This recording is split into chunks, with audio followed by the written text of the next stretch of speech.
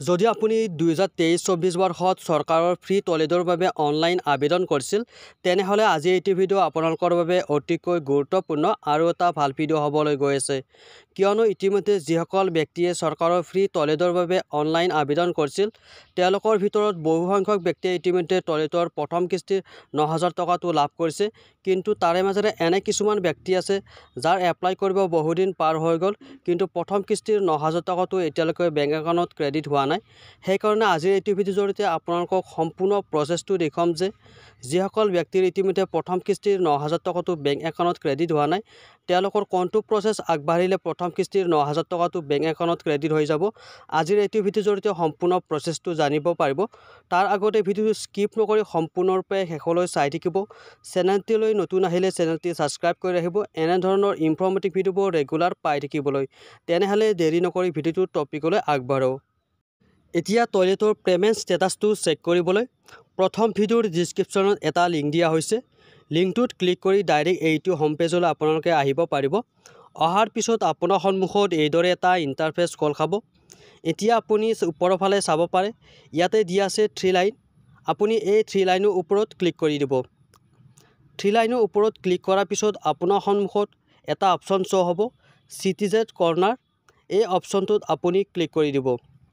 তাৰ পিছত আপোনাৰ সন্মুখত আন এটা অপচন শো হ'ব এপ্লিকেশ্যন ফৰ্ম ফৰ IHHL এই অপচনটোত আপুনি ক্লিক কৰি দিব ইয়াৰ পিছত অলপ সময় ৱেট কৰি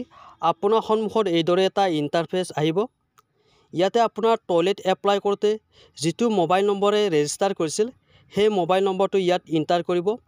তাৰ পিছত গেট OTPত ক্লিক কৰি আপোনাৰ ৰেজিষ্টাৰ মোবাইল নম্বৰত এটা OTP আহিব সেই OTPটো ইয়াত এন্টাৰ কৰি তাৰ পিছত তলত ক্যাপচা কোডটো বহাই তলৰ সাইন ইন অপচনটোত ক্লিক কৰি দিব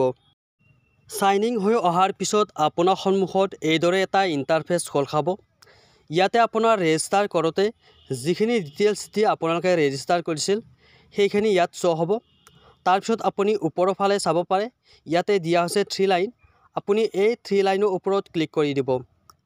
3 লাইনৰ ওপৰত ক্লিক কৰাৰ পিছত আপোনাৰ সন্মুখত দুটা অপচন শো হ'ব প্ৰথমটো হল নিউ এপ্লিকেশ্যন আনটো হল ভিউ এপ্লিকেশ্যন আপুনি ইয়াৰ ভিউ এপ্লিকেশ্যনৰ ওপৰত ক্লিক কৰি দিব ভিউ এপ্লিকেশ্যনৰ ওপৰত ক্লিক কৰাৰ পিছত এই ৰেজিষ্টাৰ মোবাইল নম্বৰটোৰে আপোনালোকে যিমান কেখন এপ্লিকেশ্যন ইয়াত সাবমিট কৰিছিল গটেইখন ইয়াত শো হৈ পৰিব ইয়াৰ পিছত আপুনি চাব পাৰে ইয়াত দিয়া হৈছে এপ্লিকেশ্যন নং তাৰ পিছত দিয়া আছে ৰিচিভড অন কোন তাৰিখে আপোনাৰ অফিচিয়ালি এপ্লিকেশ্যনখন ৰিচিভ হল সেই ডেটটো ইয়াত দেখাব তাৰ পিছত দিয়া আছে ষ্টেটাছ বৰ্তমান আপোনাৰ এপ্লিকেশ্যনখনৰ ষ্টেটাছটো দেখাব তাৰ পিছত দিয়া আছে ট্ৰেক ষ্টেটাছ এতিয়া আপোনাৰ সম্পূৰ্ণ ষ্টেটাছটো চেক কৰিবলৈ